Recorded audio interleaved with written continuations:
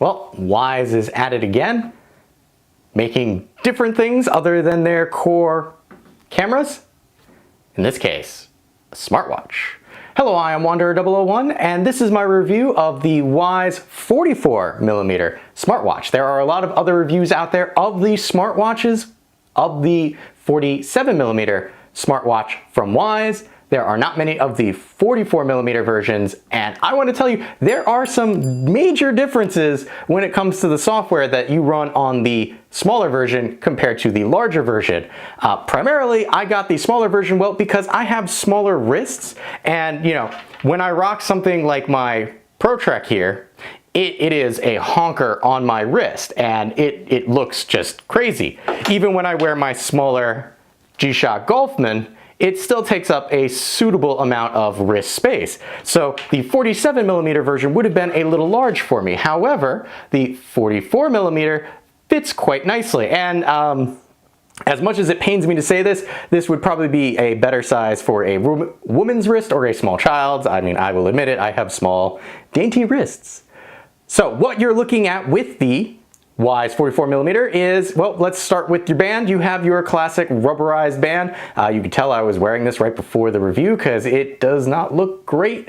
But then again, it's kind of the rubber band that you get with a lot of other types of watches. You'll notice that there is a slight cutout here to allow for some breathing. It gets very sweaty. I was hoping for something a little more like this, where you have notches that allow airflow underneath your wrist, but for the price point, which we'll discuss a little later, you're not going to get that. You do have the classic watch style band, which is kind of nice, and your fastener here is made of plastic. One touch that I actually really like is this right here. This, when you have this around your wrist, can kind of hide itself in one of the notches there to help keep it in place, which I haven't seen a lot of places that did that, and again, this is a very cheap smartwatch. I will admit that this is also my first smartwatch, so take that with a grain of salt.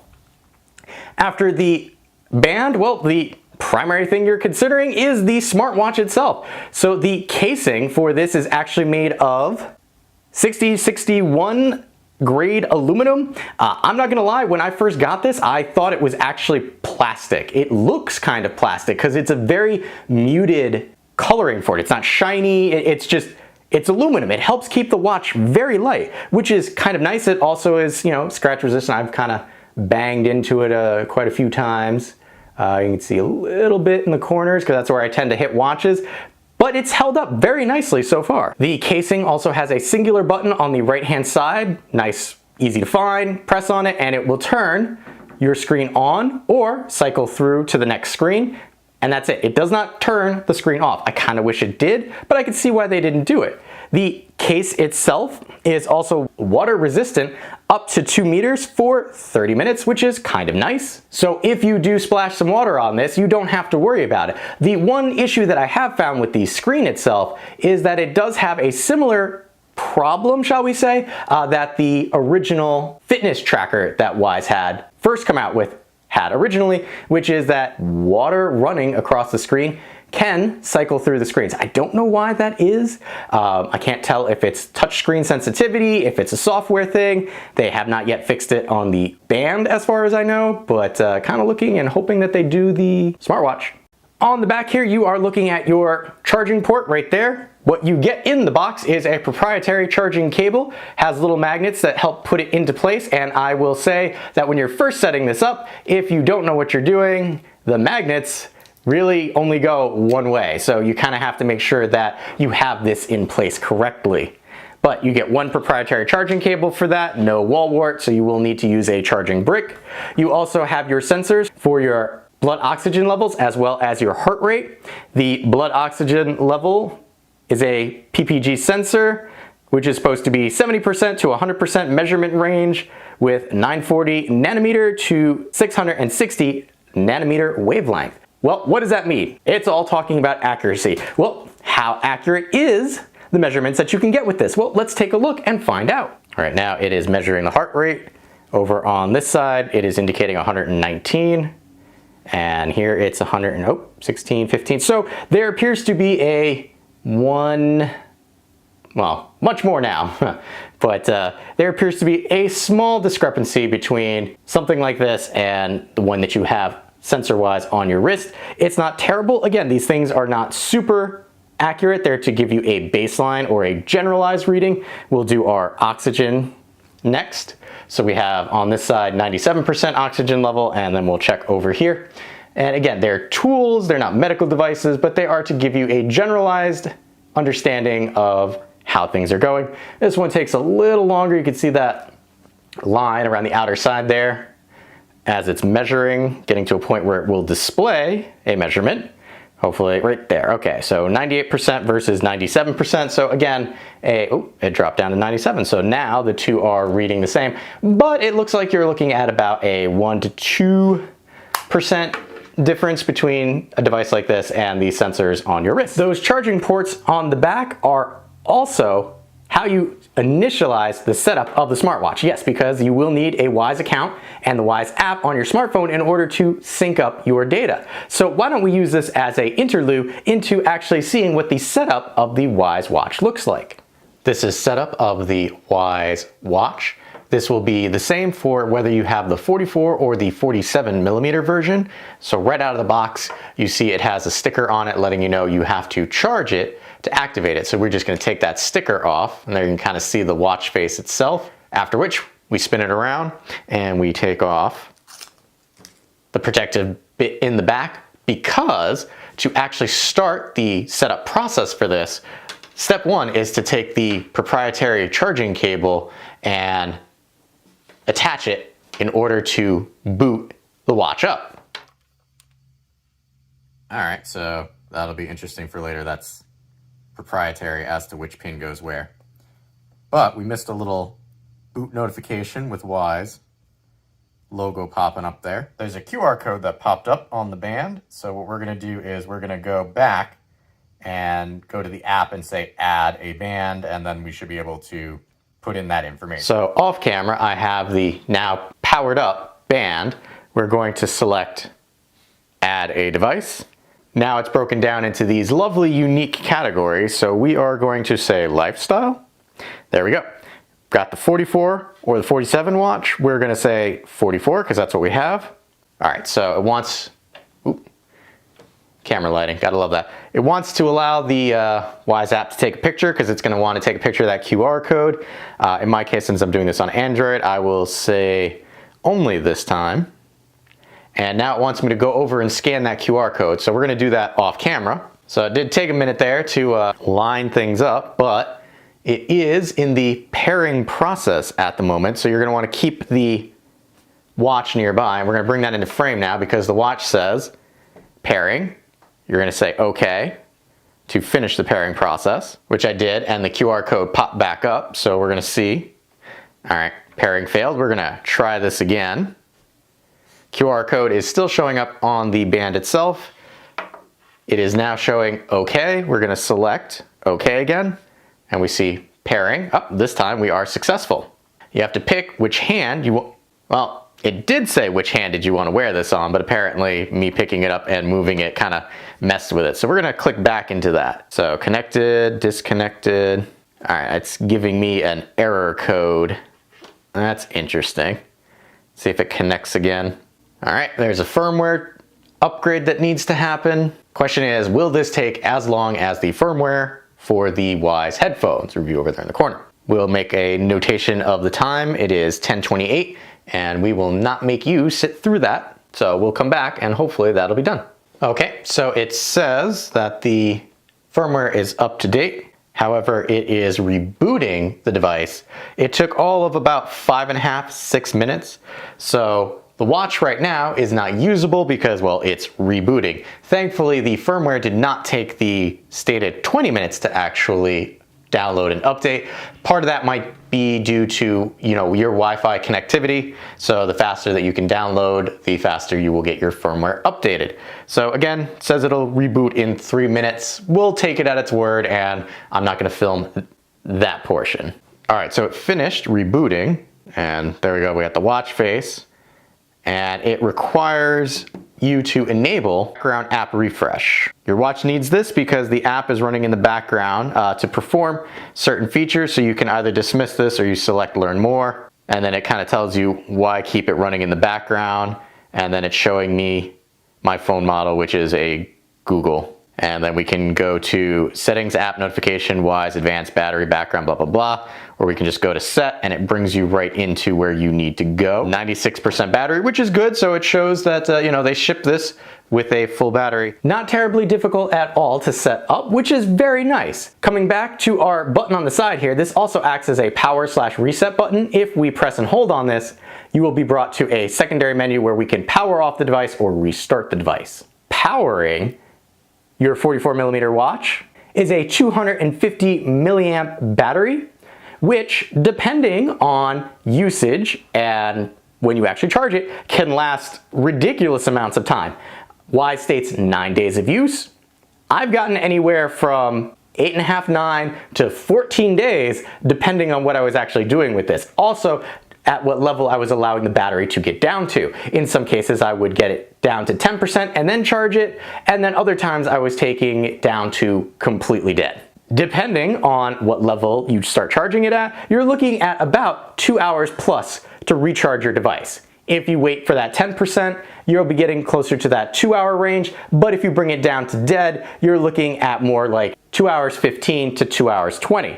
Again, not terrible at all, really. You will also start getting a nag screen at about 20% that your watch needs charging. So depending on if you can deal with the nag screen popping up is whether you wait until it dies or not to actually charge it. One thing that you may have noticed on this when we were looking around the body before is that there are no microphones on this.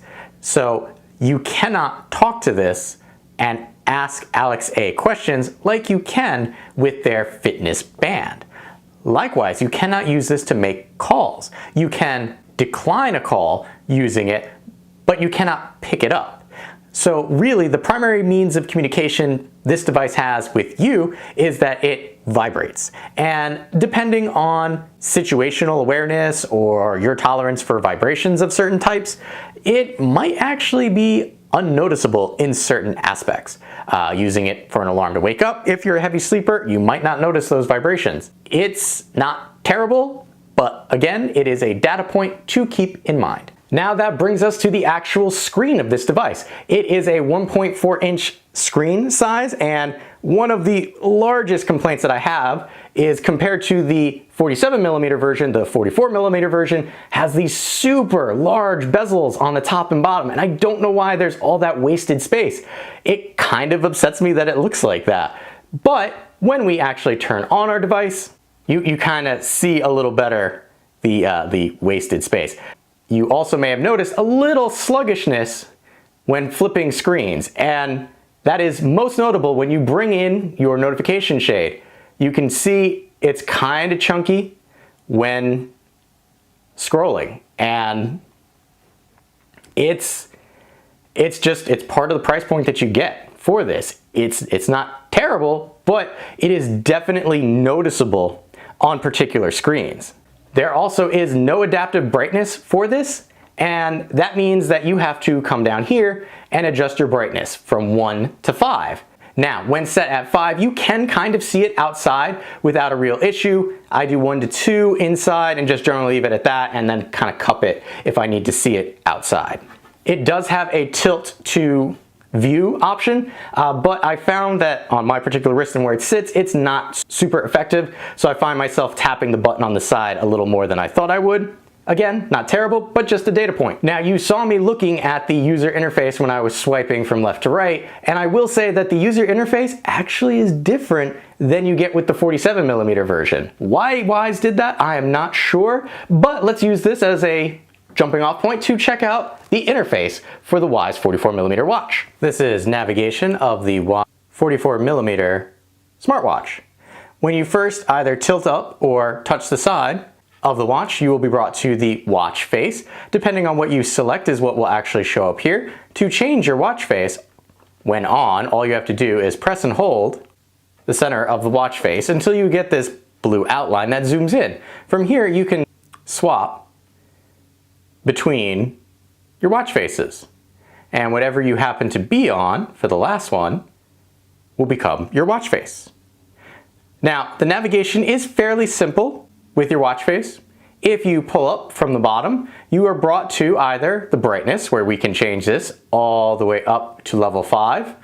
For the purposes of this, I have it on level 1. You can see up there your battery is displayed. This is your do not disturb mode, which will prevent any notifications from being sent to the watch itself. This down here is your find your phone icon, which if we select this, even if your phone is in silent mode, we'll still ring it.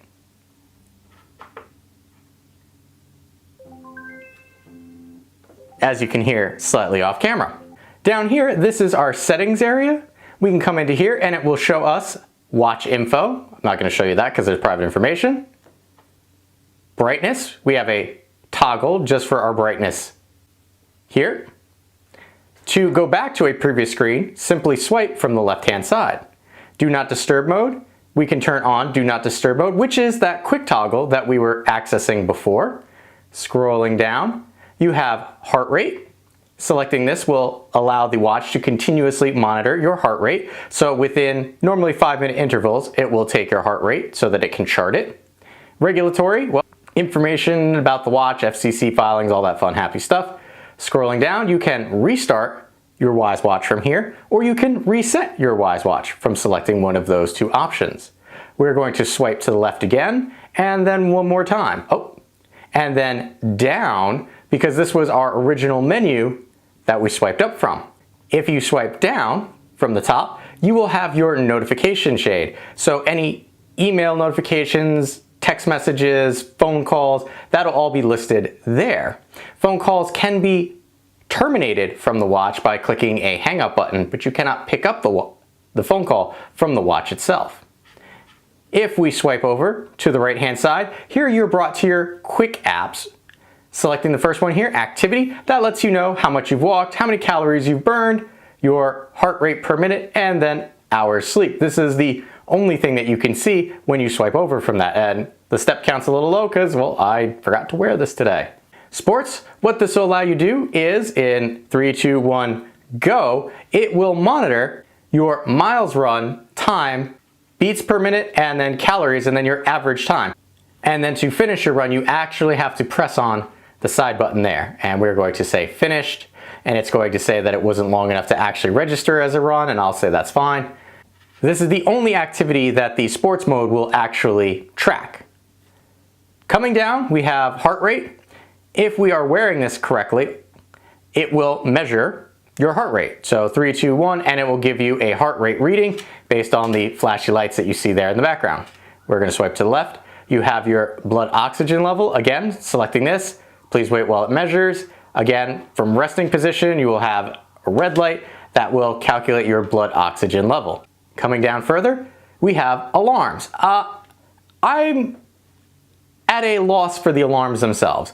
I've tested several different ways of doing this. I thought at first it was just my phone wasn't connected to the watch overnight. I cannot get these to work at all. On the 44mm one, on the 47mm, these actually seem to work because it vibrates the watch. That starts to be where I see significant differences between the operating system for the smaller watch as opposed to the larger watch. If we come in and actually could set these correctly, you can toggle it on or off. Clicking and holding on it will bring you into the options, which will allow you to set a time, whether this repeats or whether you're allowed to snooze. If this worked, it would be really cool because I can come in here and I could select a specific day every day. Timer does work. If we select on that, you will get a stop. Ability to choose from 1, 3, 5, and 10-minute timers all the way up to 1 hour, or you can customize simply by selecting and dialing in your own. The timer's not bad. It's just that. It's a timer. You click on it and it starts counting down. So we're going to stop, go back. Weather. Depending on how you have this set up in the Wyze app, will either target your current location or where you have it set to. You could see a current forecast as well as a 3-day forecast. Next we have shortcuts. There are no shortcuts, you have to actually use the app. If you had a shortcut, you can have up to 10. This will allow you to quick set some of your Wyze products. Turn on and off camera, turn on and off a light, but they do have to be a Wyze product in order to use this. Here we have cycle tracking. If you have the 47mm version of this and you select male as part of your bio, this is automatically taken out. However, they don't do that for the 44mm. Not saying that that's a bad thing, but why do it for one and not the other?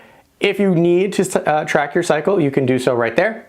And the last application that we can access is our settings, which will give us watch info, brightness, heart rate, restart, regulatory. So all those things that we could access originally from that quick menu from up front.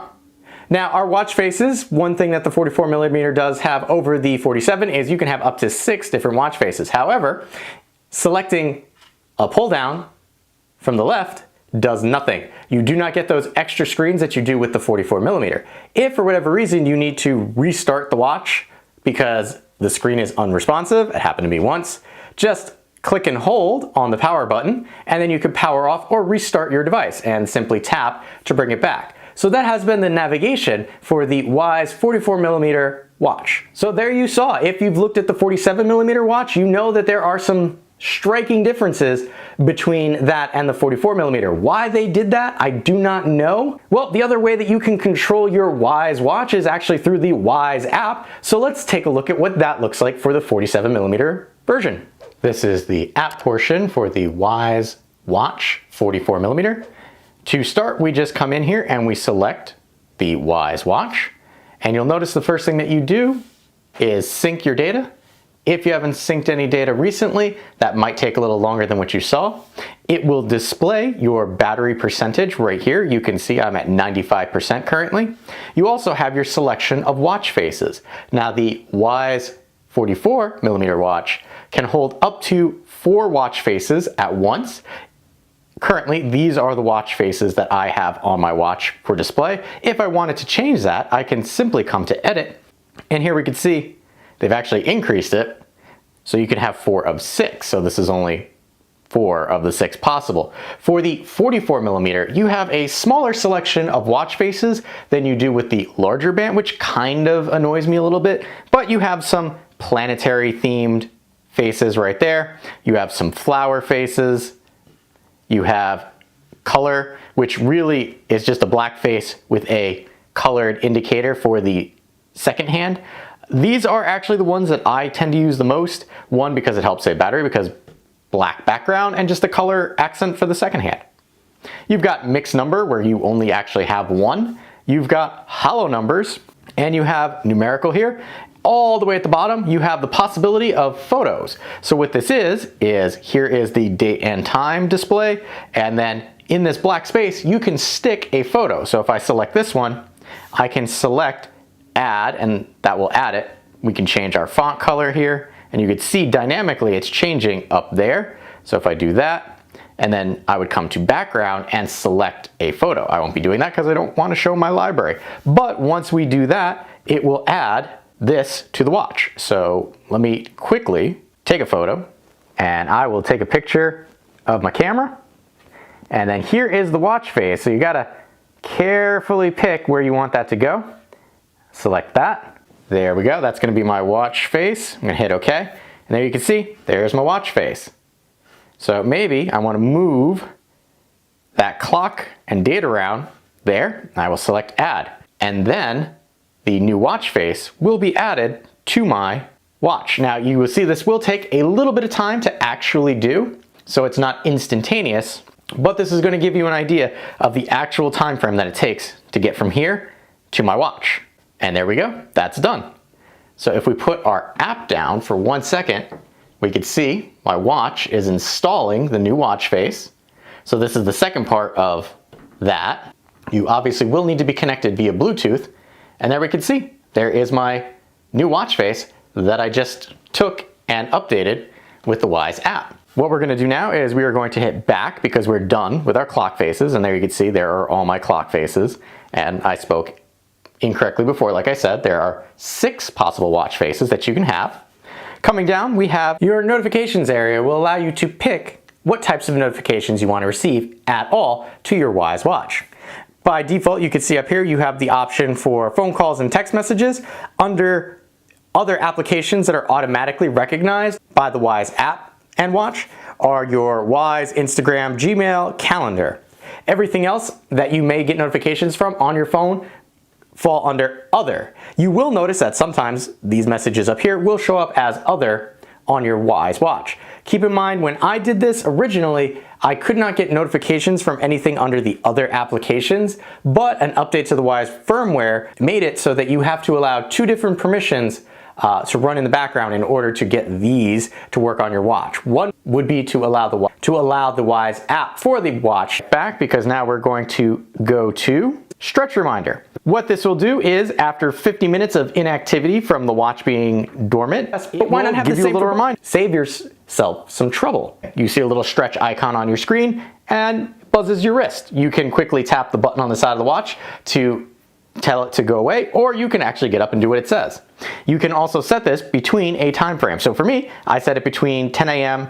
and 5 p.m. This way it's not at the very start of my workday, but it is at the end of my workday, so I don't have this trying to tell me to get up and stretch in the middle of the night or after working hours. Activity goal, if we come in here, you can see, hey, we're gonna set activity goals, and you can turn this on or off, and it will pop up with little notifications. You've reached your step goal, you've reached your calorie goal. These are adjustable just by clicking on them. There are preset ones, but you can change that to whatever you'd like it to be as long as it exists within the preset scroll. Coming back, do not disturb mode. So for me, I don't want notifications or anything being pushed. So I turn this on, and I set this for 10 p.m. to 8 a.m. Granted, that's not quite when I go to bed, but that's when I'd like to stop receiving notifications on my wrist. You could turn this on and off depending on how you want to use it, but this is how I use it. Rise to wake. What this is moving your wrist to a position that brings it into a wake mode. I'll admit this one's kind of hit and miss in my opinion. It requires a lot of turning, more than I thought it would for this to actually actuate correctly.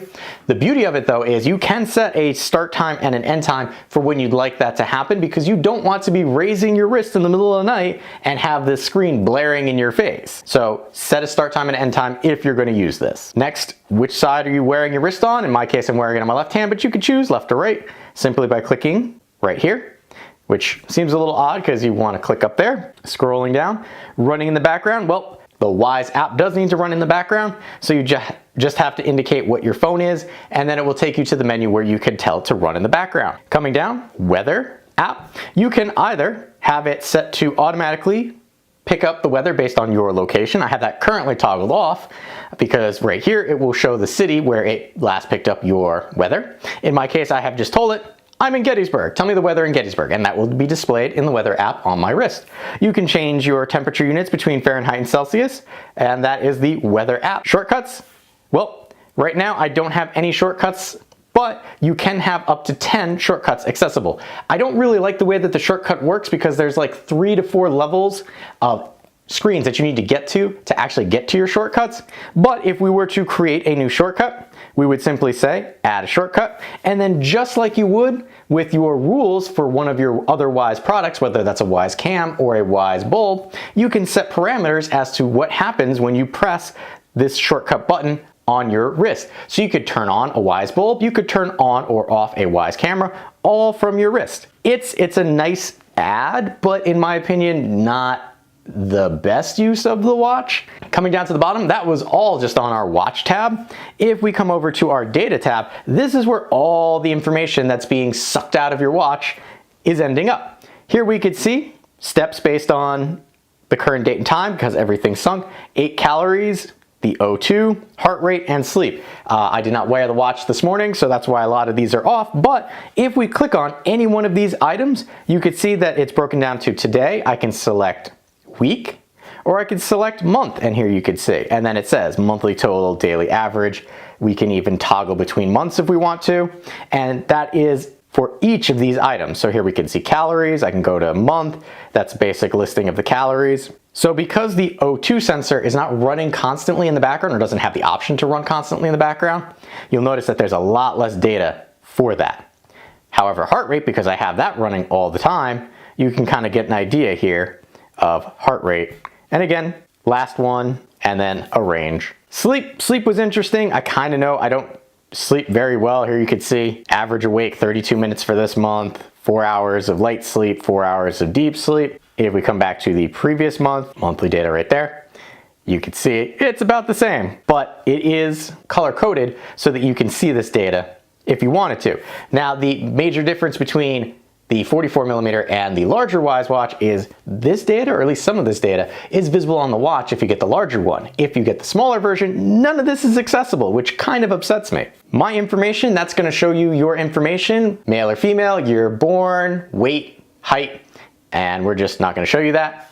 If I come back to the watch section, that's going to give you information about the watch itself. So we're not going to show that because that's MAC address and all that fun, happy stuff. But that is all the stuff that you can do with the Wyze application for the Wyze watch 44mm. I do wish that they kind of had a little more in the app selection, but I kind of get it. It's a cheaper watch. You're not going to get a lot there. But hopefully you found a portion of the application for the Wyze watch helpful. So I know it sounds like I've been harping on the Wyze watch, and I have been a little bit, but you must keep in mind the actual price point of this watch. And I'm going to give you a range because Wyze is doing some weird stuff with their pricing model right now. You can get the 44mm version between $20 to $25, depending on where you get it, if it is on the actual Wyze website or another website. One of the problems I had right before I was doing this review was I was looking up some extra data points that I hadn't put down originally, and this watch, the 44mm, is not on their site anymore. And I don't understand if it's they are not making it anymore, or if they just took it down because they need to produce more models, but generally when they do that, it says sold out under it. I had to use the Wayback Machine to actually get some information about this watch. So I am concerned that the 44mm version of this watch may no longer be available because, again, this is the perfect size for a child or somebody with daintier wrists such as myself. The one thing to consider with the watch, whether it's the 47 or the 44mm version, is that you get one watch per account. So one 44mm or one 47mm. If you have a small child, they will need an account of their own. Is that bad? No. Is that good in that you have a cheaper, lightweight, fairly accurate, and usable throwaway watch at that price point? Again, depending on how you view $20 to $25, it's up to you. But in the grand scheme of things, when you're looking at a smartwatch in general, you're looking at hundreds of dollars. So just like their fitness tracker, which undercuts a lot of the competitors out there, you will undercut a lot of competitors with this particular watch as well. It does lose a lot of the extra bells and whistles and functionality and maybe smoothness that those more expensive brands will have. But if this is your first foray into a smartwatch, it is well worth checking out. With that being said, I have been Wanderer001. If you have any questions or comments, please feel free to leave them in the area below. And as always, thanks for watching. If you found this video helpful, consider giving it a like, as that will help other people find the video as well. If you like what I'm doing here, you can always help fuel the next review by buying me a coffee, link in the description below. Last but not least, if you want to be notified when I upload a new video, you know what to do.